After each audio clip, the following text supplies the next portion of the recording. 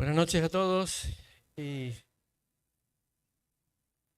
pueden tener la Biblia ahí abierta en el libro de Proverbios.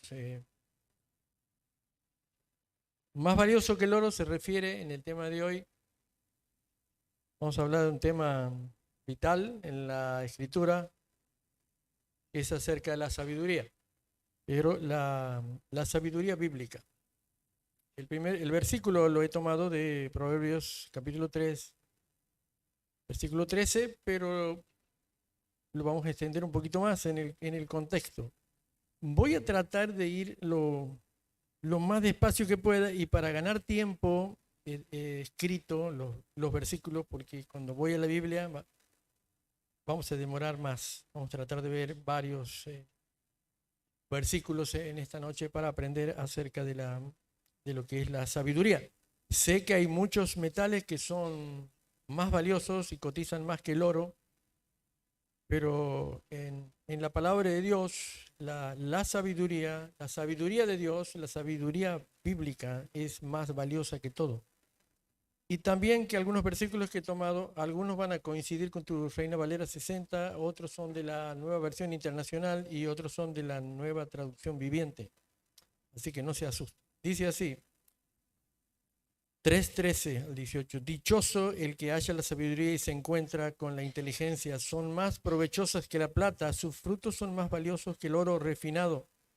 Son de más valor que las piedras preciosas y lo más deseable no es comparado con ellas.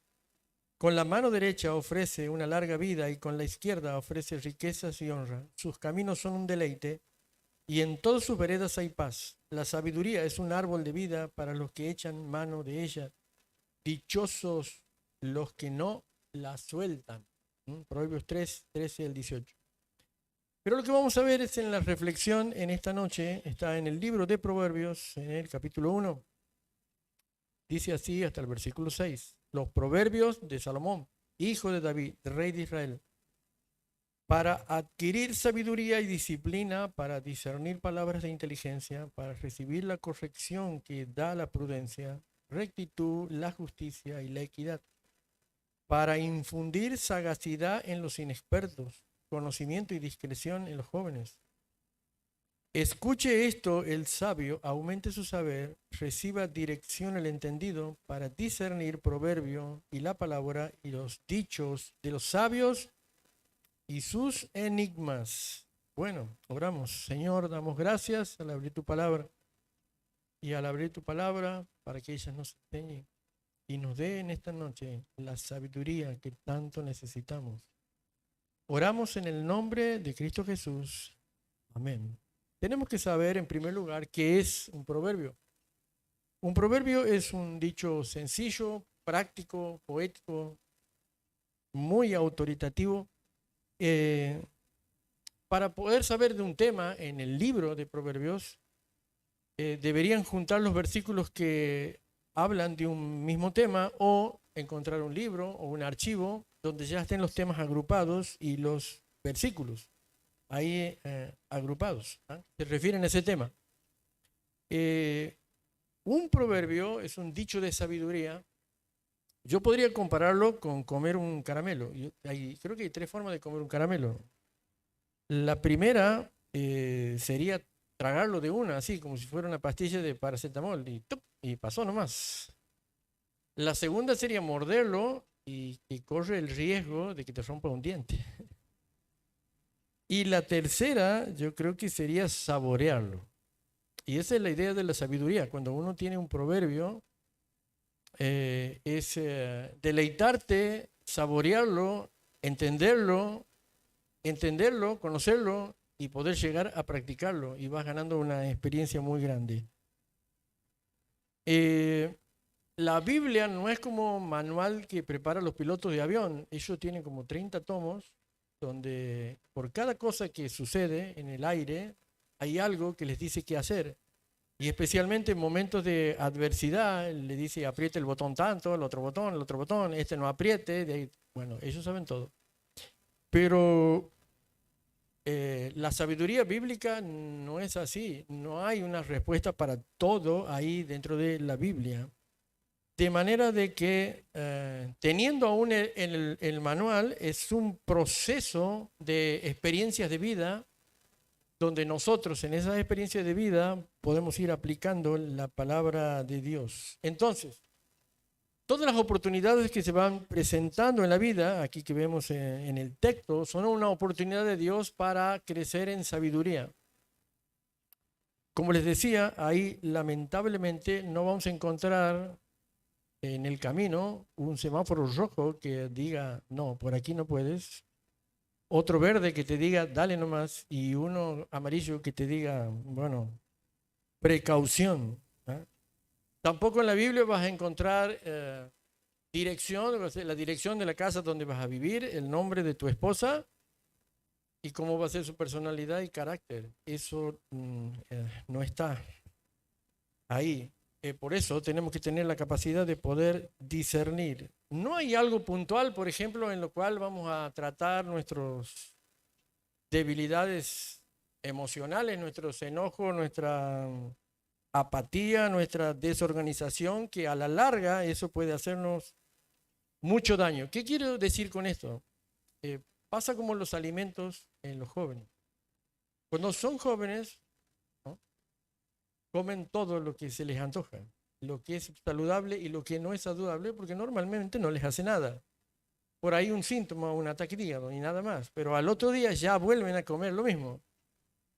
Pero cuando son grandes, ya el cuerpo no responde de la misma manera y el cuerpo va a responder como lo hemos tratado periódicamente desde lo que es de nuestra juventud. Bueno, entonces, Dios no nos ha dado para seguir un anexo, para resolver cualquier cosa.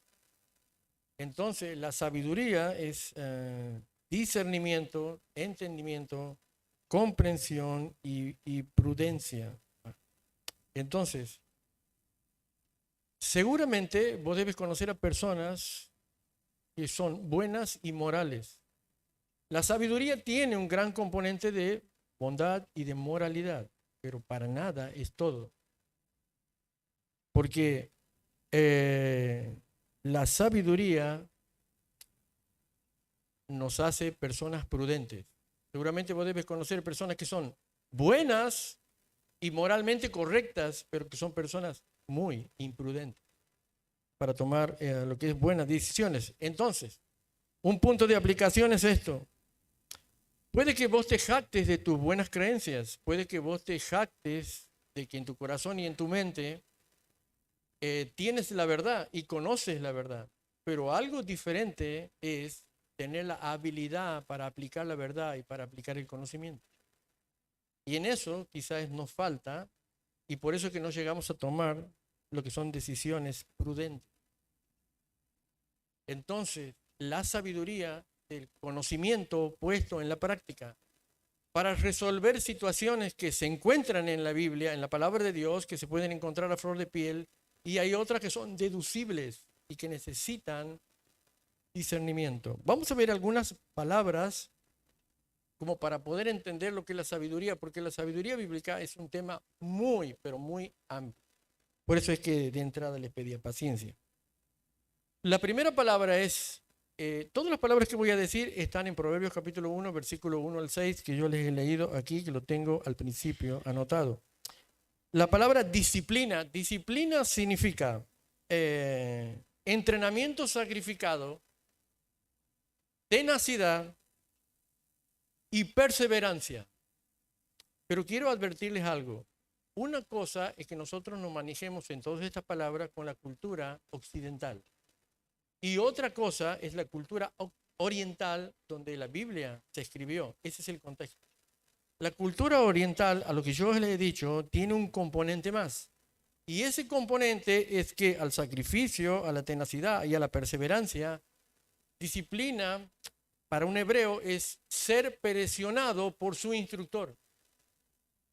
Y también ser presionado por sus amigos. Y también ser presionado por sus consejeros espirituales.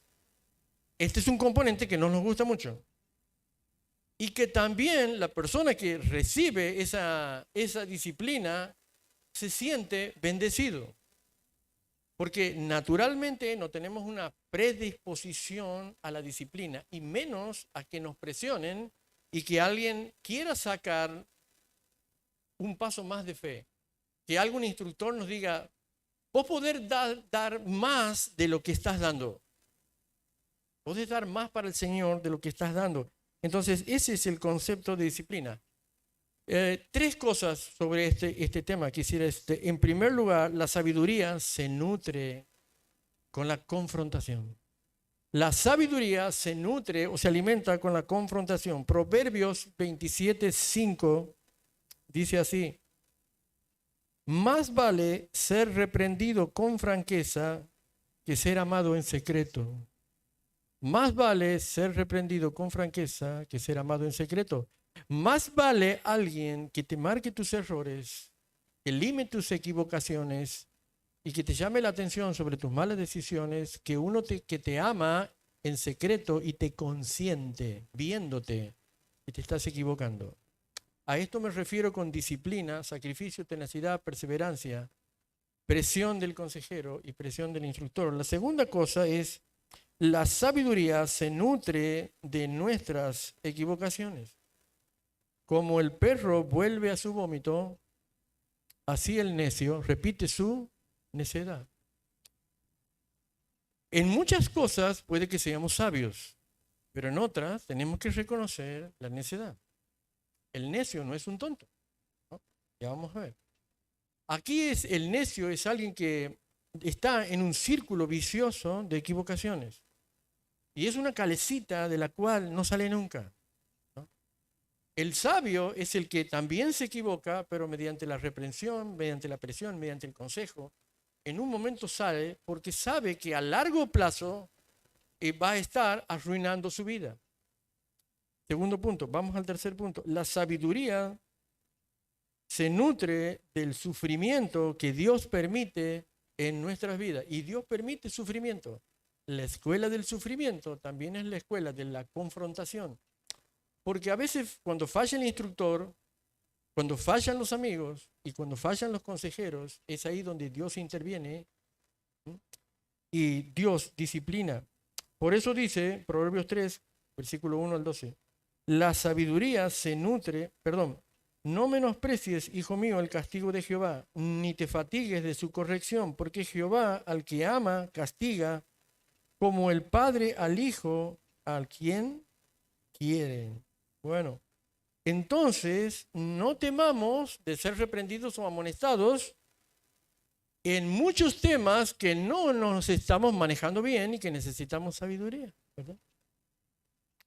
Recuerdo de anoche, estaba espectacular la reunión de acampantes aquí en este lugar. Yo estaba allá atrás haciendo un videíto, primer plano, segundo plano, y estaba aquí tremendo, estaba la alabanza. Entonces yo digo, voy a venir aquí, me voy a poner aquí, voy a ser el fotógrafo profesional aquí. Y estaba tomando segundo plano, tercer plano, achicaba, agrandaba, de todo, ¿no? Y sentía que alguien me hacía aquí en la espalda y bueno, pensaba que era algún bromista, ¿no? La segunda vez me toca de nuevo y digo, pensaba que había algún niñito atrás mío, pero miraba y no había nadie. Y la tercera vez no, ya me doy vuelta y hay un muchachito adolescente que estaba ahí y me dice, no graba. Y él le digo, no apretado el botón de video, dice. Bueno, había tomado una toma terrible yo, pero nada nomás, y estaba ahí. Y sentí una vergüenza bastante espantosa en ese momento, porque digo, qué hombre grande ya que no sepa. Bueno, no es la primera vez que me pasa, ¿no? Es un círculo vicioso de estar pensando varias cosas a la vez y querer hacer otra. Bueno, la sabiduría nos saca de ese círculo vicioso de equivocaciones para organizarnos de otra manera. Otra palabra es discernimiento. Discernimiento es otro aspecto de la sabiduría. Proverbios 15, versículo 31 al 32. Dice, el oído que escucha las amonestaciones de la vida, entre los sabios morará. El que tiene en poco la disciplina, menosprecia su alma. El que tiene en poco la disciplina, el tema anterior, menosprecia su alma. Mas el que escucha la corrección tiene entendimiento. O sea, va adquiriendo discernimiento. ¿Ah? Entonces, ¿quién es el que tiene discernimiento? El que tiene discernimiento es el que ve varias alternativas donde nosotros vemos solamente dos. Dice, ¿cuántas alternativas hay? Dice la persona promedio, dos, blanco y negro. ¿Cuántas personas ves? Dice, dos, una buena y una mala. El discernimiento tiene muchas alternativas en el medio, en la escala. Eso es lo que tiene el discernimiento. Entonces, el discernimiento tiene la capacidad de discernir entre lo correcto y entre lo incorrecto, y en todas las alternativas. Tiene la capacidad para discernir entre lo regular y lo bueno, lo muy bueno, lo muy bueno, lo excelente, ¿no? Eso es el discernimiento. Entonces, cuando vamos creciendo en el amor de Dios, aumenta el buen juicio. Filipenses 1:9. Pero el discernimiento también es un don espiritual. En la iglesia primitiva, en la época de los apóstoles, el discernimiento de espíritu servía cuando todavía no estaba terminado el canon bíblico. Faltaban muchos libros del Nuevo Testamento e iban predicadores por todos lados. Entonces el discernimiento de espíritu decía si era o no era revelación de Dios. Hoy, gracias al Señor, tenemos nuestra Biblia terminada. Y el discernimiento de espíritu es un don dado por Dios que puede analizar, no juzga motivaciones, pero puede juzgar no a la persona, no al predicador, no al expositor, pero a veces ciertas inconsistencias o fisuras en la enseñanza o en la doctrina las puede detectar. Y es una bendición para el pueblo de Dios para mantenernos en una sabiduría que sea buena y que sea correcta. Por eso, uno de los últimos libros del canon, que es Primera de Juan, dice en Primera de Juan, capítulo 4, versículo 1, amados, dice Juan, no crean a todo espíritu, sino prueben a los espíritus si son de Dios. Porque muchos falsos profetas han salido por el mundo. Nada más actual este versículo que en el día de hoy. Muchos falsos profetas hay en el mundo. A todos Dios, tenemos que entender, a todos el Señor nos ha dado discernimiento. Pero hay un don que se llama don de discernimiento. Tiene esa capacidad para poder analizar. Otras tres palabras que las he puesto junto con un poquito como para abreviar y que están del 1 al 6, que yo les he leído, es prudencia, sagacidad y discreción. Prudencia, sagacidad y discreción son parte de la sabiduría. Es mucho más que conocimiento, es experiencia de vida. Por eso se habla muchas veces de que los ancianos, los pastores o los diáconos tienen que tener mucho más que conocimiento, una experiencia de vida que da discernimiento y sabiduría bíblica. Dos cosas que hemos aprendido: las personas morales o buenas no necesariamente sabias, ¿verdad? Una segunda cosa, los visionarios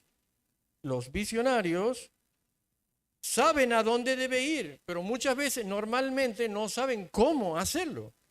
Es como que alguien diga, vamos a poner una iglesia en, no sé, en cualquier barrio o en el parque. O sea, tiene la idea, pero no conoce el proceso.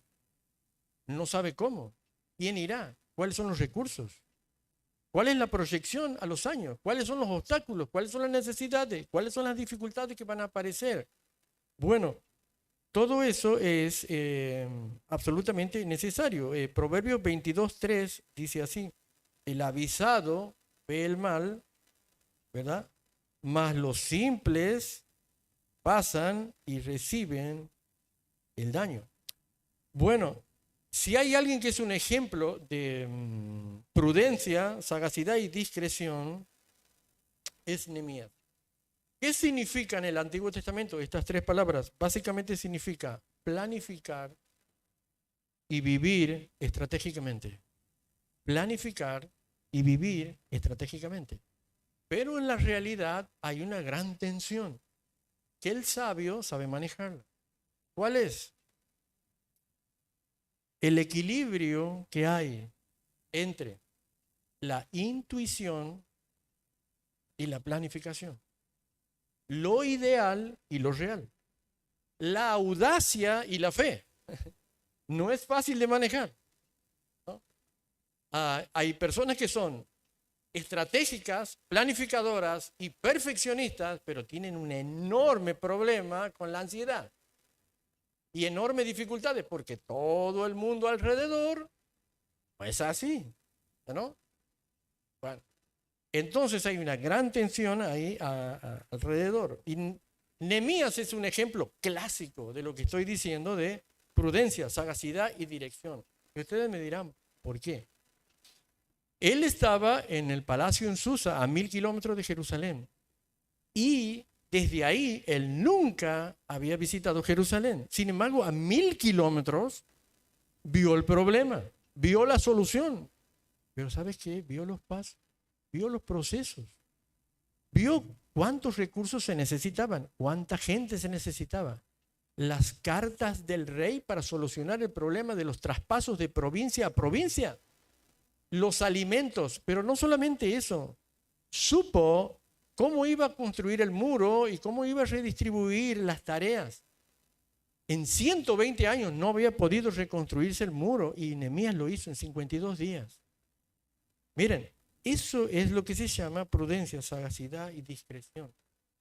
Es como cuando tienes que hablar con alguien con un problema que es muy difícil y vos tienes que saber cómo lo vas a decir, qué palabras vas a usar, en qué momento lo vas a decir, porque si no, lo que es una bendición puede ser una maldición, ¿verdad? Imagínate que vos vas a una casa que tiene un terreno bajo, está toda inundada, todo el mundo sacando con baldes el agua. Vos llegas a la casa y dices, ay, qué bendición la lluvia de Dios, ¿no? Sí que es una bendición cuando llueve. Terriblemente desubicado. Entonces, la prudencia y la sagacidad dijo eso. Entonces, la persona sabia es algo que sabe manejar, el momento en que lo va a decir, las palabras que va a usar, ¿no? A la persona que le va a decir, sabe que cada planta se riega de manera diferente. Esa es la persona sabia porque discierne. Y a mí hay algo de lo que más me impactó de Nehemías, que cuando él no confió en que era un estratega, no confió que era un planificador, no confió en esa perfección que tenía en planificar las cosas, no confió. Oró 4 meses y él nunca le dijo al rey, vamos a hacer esto. ¿Saben por qué? Porque el rey ya había hecho un edicto que no se podía hacer nada en Jerusalén. Ya lo había hecho, ya lo había dictado. Entonces, cuando esperó la oportunidad, después de 4 meses, ¿qué te pasa, Nehemías? Y él le dijo, no le nombró Jerusalén. Hasta hoy en día decir Jerusalén es un conflicto terrible en Medio Oriente. Entonces no usó la palabra Jerusalén. ¿Qué fue lo que él dijo? Dijo, ay, la tierra de los sepulcros de mis padres está en vergüenza. Por eso me siento mal. ¿Y qué dijo el rey? ¿Qué necesitas de mí? Pero si él decía Jerusalén, era un conflicto con todo el consejo del rey a la vuelta. Entonces el rey borró con el codo lo que había escrito con la mano. ¿Qué necesitas? Y él le dijo todo. Eso se llama prudencia, sagacidad y discreción. Bueno, quisiera hablarles, bueno, tengo uno más aquí que dice, hablando acerca de la sabiduría.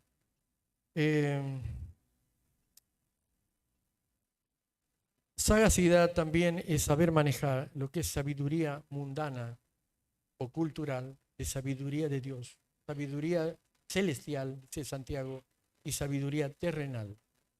Sabiduría terrenal fue la de Génesis capítulo 3, versículo 6, cuando Adán y Eva decidieron. ¿Cuál fue esa sabiduría que tuvieron ellos para discernir aún cuando eran superhombres y supermujer? El deseo de los ojos, el deseo del corazón y la satisfacción del cuerpo. Y dijo que el fruto era bueno, aun cuando le habían dicho que no lo tome. Y fue y le invitó a su marido.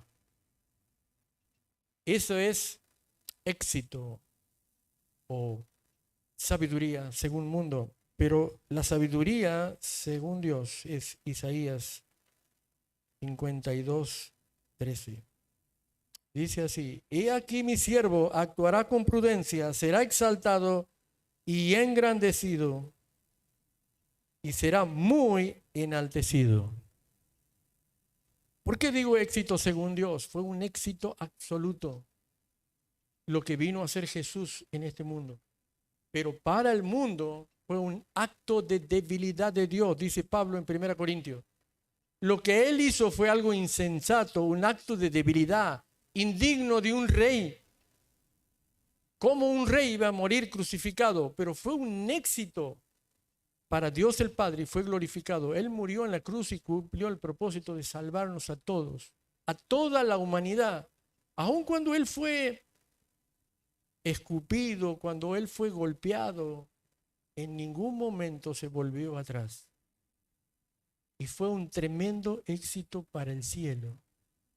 Por eso, quiero decirte que cuando uno tiene sabiduría de Dios, a veces vas a ser condenado porque haces o sos aquello que el mundo no considera como importante.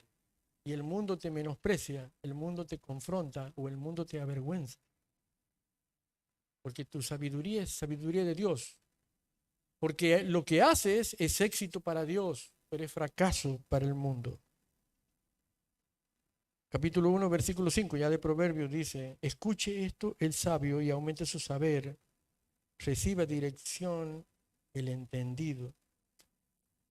Vamos a tocar aquí, a ver, algún último tema, el aprendizaje. Hemos dicho, así como podemos ser morales e imprudentes al mismo tiempo, es posible también tener conocimiento y ser necios. Un científico social o un sociólogo, un doctor en sociología, puede hacer un análisis académico de lo que es la pobreza de la sociedad y poner la solución para acabarla. Pero cuando pone la solución, en vez de solucionar la pobreza, la agrava. Es ese famoso dicho que dice: no les regales pescado todos los días a la gente, enseñarles a pescar para que ellos tengan su propio sustento. Eso es sabiduría. Porque si les regalas todos los días, ¿no?, se va a hacer cada vez más pobre. Entonces, conocimiento no es sinónimo de que tengamos una persona sabia. Porque la sabiduría es saber cómo nosotros vamos a aplicar ese conocimiento. En la cultura moderna, en la cultura occidental, está esa cultura de dejar a los niños que sean lo que quieren ser. Cuando nosotros naturalmente sabemos que si los dejamos ser lo que quieren ser, van a ser orgullosos, van a ser egoístas, van a ser obstinados, van a ser rebeldes y van a hacer todo eso porque viene de fábrica. Y a menos que no haya padres sabios que entiendan que hay que disciplinar, aún en medio de la rebeldía, van a estar aplicando sabiduría mundana y no sabiduría celestial, ¿verdad? Bueno, vamos a ver en este tiempo, como hemos hablado de sabiduría, vamos a ir terminando con un poquito de qué es la necedad. Perdonen los muchachos jóvenes, pero aquí el texto dice muchachos, ¿no? Pero todos son jóvenes, así que ninguno no se dé por aludido. Dice Proverbios 1:22, ¿hasta cuándo, muchachos inexpertos, seguirán aferrados a su inexperiencia? ¿Hasta cuándo ustedes los insolentes se complacerán en su insolencia? ¿Hasta cuándo ustedes los necios aborrecerán el conocimiento? Bueno, lo opuesto a la sabiduría en la Biblia es la necedad o es el necio. Vuelvo a repetir, el necio no es un tonto, no es un tonto. En la cultura occidental y en nuestro castellano, decirle necio a alguien es mucho más que un insulto. Si usted le dice, sos un necio, no va a encontrar nada bonito del otro lado, ¿no? Pero en la cultura occidental es otra cosa, es otra cosa. Es necio, es alguien que está desconectado de la realidad. ¿Puede entenderse esto? El necio, hebreo, es alguien que está desconectado con la realidad.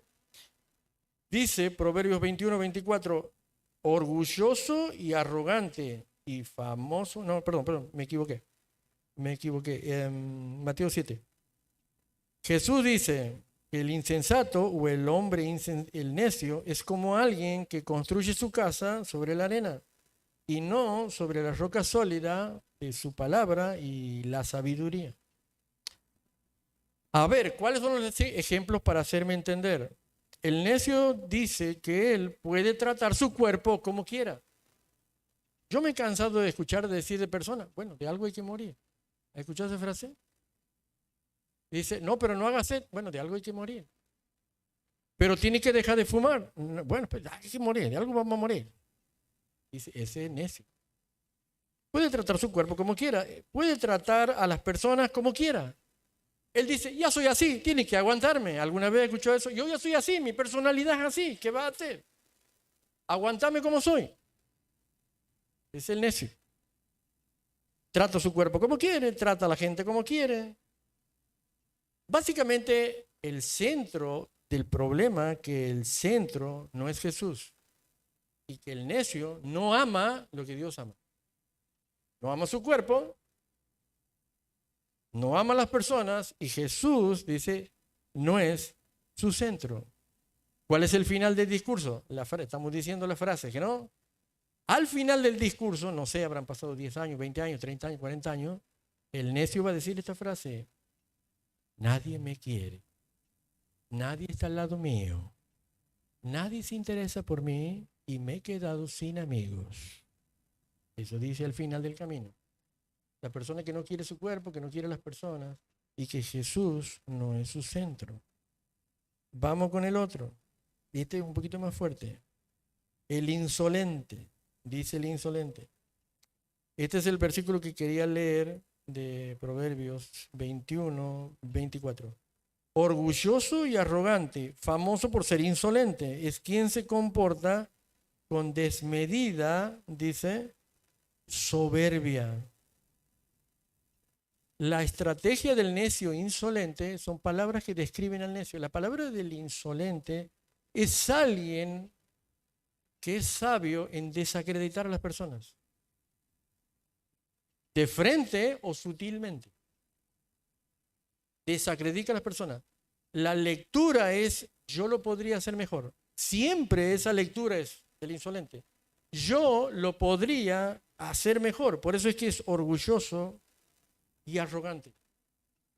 Y especialmente con personas a las cuales no considera como importante. Miren este versículo, Mateo 12, 19 y 20. Esta es pura cultura oriental. No sé si usted lo habrá leído. Dijo Jesús, lo tengo un poquito abreviado aquí, usted lo va a tener más completo.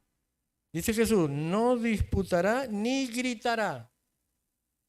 Mateo 12, 19 y 20. No acabará de romper la caña quebrada, cascada, dice alguna versión, ni apagará el pábilo que humea. Y ustedes dirán, ¿qué es eso? La caña cascada, el pábilo que humea. La caña, había mucha caña en Israel y hacían instrumentos de música. Cuando se hacía una rajadura, ya no servía el instrumento, lo tiraban al río, lo desechaban. No servía para más. El pábilo es una pequeña mechita. Esos famosos candelabros que tiene aceite adentro y tenía la mechita para que prenda. Pero llegaba un momento, se llenaba de moho, se endurecía, no servía más. Cuando Jesús viene al mundo y entra en el escenario de Israel, Él usa a todas aquellas personas que el mundo considera como un desecho, que tienen marcas en su vida, que las desacredita, que la sociedad las desacredita. Pablo lo expresó de otra manera en Corintios, cuando dice, lo débil del mundo. Y lo que para el mundo no sirve para nada, eso es lo que Dios escoge para hacer grandes cosas. Jesús no desechó esas, de hecho. Y cuando habla del pábilo que humea, Jesús no vino a tomar el pábilo, tirarlo y desecharlo. Al contrario, vino a restaurarlo.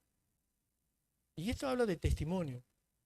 Muchas veces hay algo en nuestro testimonio que nos invalida porque hemos caído, porque nos hemos equivocado, porque hemos tomado decisiones necias, hemos errado el camino, no hemos tomado decisiones correctas, nos autoinvalidamos. Y el Señor Jesús también vino, dice, a renovar ese aceite, cambiar esa mecha, que ya no iluminaba más, solamente humeaba, pero ahora prende, da luz e ilumina. Entonces el Señor Jesús dice que vino a hacer eso. En contrario a lo que es el insolente, que es arrogante, que es orgulloso, que es despreciador de los demás, que marca las debilidades nuestras, las propias y las ajenas, el Señor Jesús vino a usar lo que no es para hacer lo que es. Y aquello que ha caído para levantarlo y hacerlo un fruto para el Señor. ¿Se dan cuenta lo que es? ¿Se dan cuenta la diferencia que hay entre la sabiduría bíblica y la sabiduría tan común? Es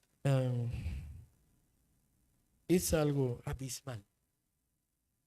Bueno, vamos ahí terminando. Proverbios 22:15 dice, la necedad está ligada al corazón del muchacho.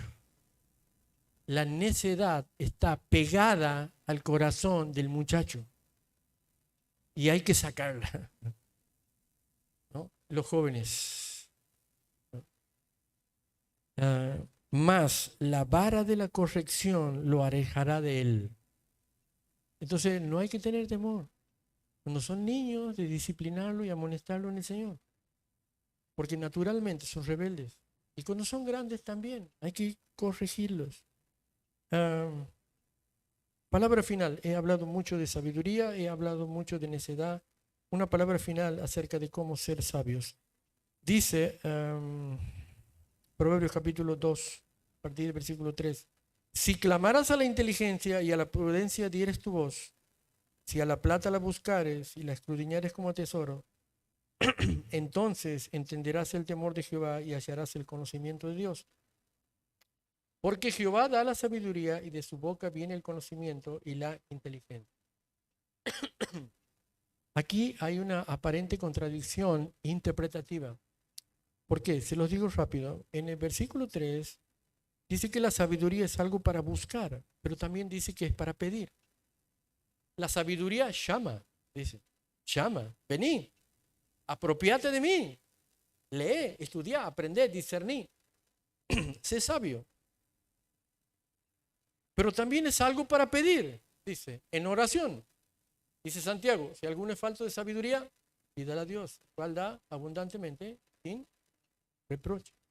Pero los versículos 3 y 4 dice que la sabiduría exige máximo esfuerzo y hay que buscarlo como si fuera un tesoro escondido. ¿No? ¿Por qué digo esto? Porque las cosas más simples de la vida cristiana, de la piedad, están aquí, pero están a flor de Biblia. Pero la sabiduría es como ir buceando a las profundidades y buscarla. ¿Recuerdan la ilustración del caramelo? Hay que saborearlo, hay que tenerlo, hay que disfrutarlo, hay que ver los sabores, las texturas. Y es un proceso de experiencia de vida y las oportunidades y los problemas y las dificultades, véanla como una oportunidad para crecer. Pero en el versículo 6 dice en última instancia que la sabiduría, dice, es un regalo de Dios. Ocupaos en vuestra salvación, dice Filipenses, con temor y temblor. Porque después dice que es un regalo de Dios, porque dice, porque de Dios es el querer como el hacer. Entonces miren cuántas cosas. La sabiduría llama, pero hay que pedirla. Pero también dice Proverbios 2 que tenemos que esforzarnos en buscar sabiduría en la palabra de Dios. Instructores, algunos dicen, mi consejero es muy pesado. pero muy pesado y bien seguidor es mi consejero. Si tienes uno de esos, tienes una bendición. Tu consejero te puede decir cosas que naturalmente no te gustan. Ese es buen consejero, es confrontador.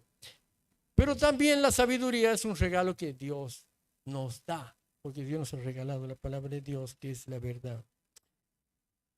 Bueno, finalmente, antes de orar, sé justo.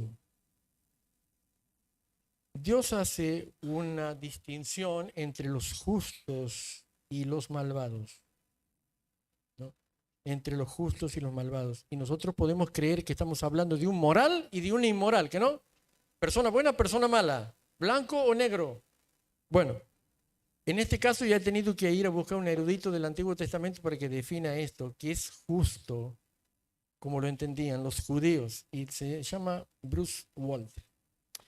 Y dice así, lo voy a leer textualmente: los justos están dispuestos en ponerse en desventaja para beneficiar la obra de Dios. ¿Se puede entender? El justo está dispuesto en ponerse en desventaja a sí mismo para beneficiar la obra de Dios. Pero el malvado está dispuesto a perjudicar la obra de Dios para beneficiarse a él mismo.